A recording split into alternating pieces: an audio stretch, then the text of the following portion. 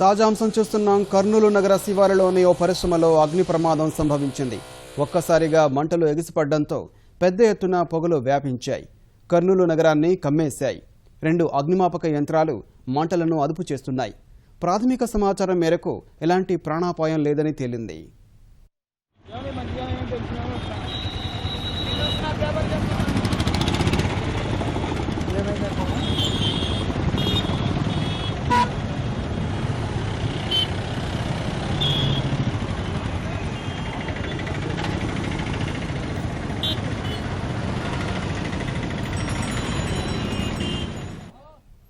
కర్నూలు నగర శివారులోని ఓ పరిశ్రమలో అగ్ని ప్రమాదం సంభవించింది. ఒక్కసారిగా మంటలు ఎగిసిపడడంతో పెద్ద ఎత్తున పొగలు వ్యాపించాయి. కర్నూలు నగరాన్ని కమ్మేశాయి. 2 అగ్నిమాపక యంత్రాలు మంటలను అదుపు చేస్తున్నాయి. ప్రాథమిక సమాచారం మేరకు ఎలాంటి ప్రాణాపాయం లేదని తేలింది.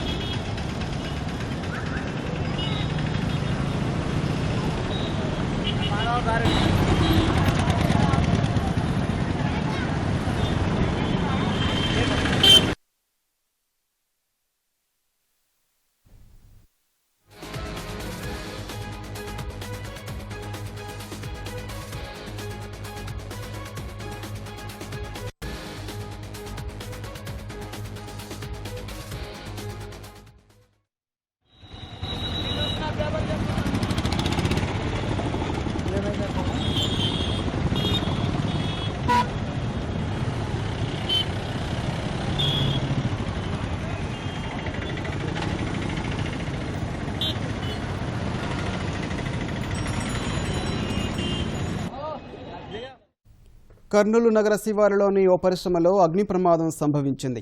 ఒక్కసారిగా మంటలు ఎగిసిపడడంతో పెద్ద ఎత్తున పొగలు వ్యాపించాయి. కర్నూలు నగరాన్ని కమ్మేశాయి. 2 అగ్నిమాపక యంత్రాలు మంటలను అదుపు చేస్తున్నాయి.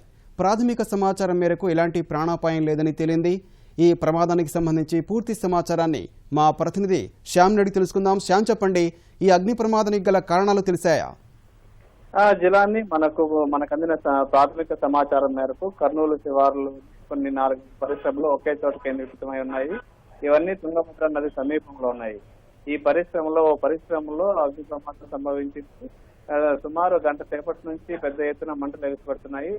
చాలా పెద్ద ఎత్తున భారీగా మంటలు ఎగిసిపడుతుండడంతో కర్నూలు నగర ప్రజలందరూ భయాందోళనకు గురవుతున్నారు. చాలా దట్టమైన నల్లటి పొగలు వ్యాపిస్తున్నాయి. దీనికి సంబంధించి కారణాలు మనకైతే తెలియలేదు. ఇప్పటికే మనం అధికారులను అడిగాము. మరికొంత త్వరలోనే ఈ సమాచారం మనకు అందే అవకాశం ఉంది. అయితే ఈ పరిశ్రమలో సివోటెక్ పరిశ్రమ అని మనకు ప్రాథమిక సమాచారం ప్రకారం తెలుస్తోంది. ఈ పరిశ్రమ సిమెంట్ పరిశ్రమ అని కూడా కొంతమంది చెప్తున్నారు.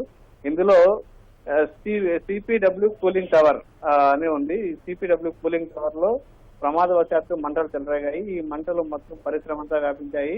ఒక్కసారిగా వ్యాపించలేదు, కొద్దిగా వ్యాపించి తర్వాత మొత్తం వ్యాపించడంతో అక్కడ ఉన్న కంపెనీలో పనిచేస్తున్నటువంటి కార్మికులందరూ బయటికి పరుగులు తీశారు. దీంతో ఎలాంటి ప్రాణ నష్టం సంభవించలేదు. మొత్తానికైతే ఈ పరిశ్రమలో పెద్ద ఎత్తున ఈ మంటలు అయితే వ్యాపిస్తున్నాయి. ఈ 2 ఫైర్ ఇంజన్లు ఇప్పటికే ఈ మంటలను అదుపు చేస్తున్నాయి. కర్నూలు జిల్లా ఎస్పీ ఆకే రవికృష్ణ సంఘటనా స్థలానికి చేరుకున్నారు. ఈ పరిస్థితిని సమీక్షిస్తున్నారు.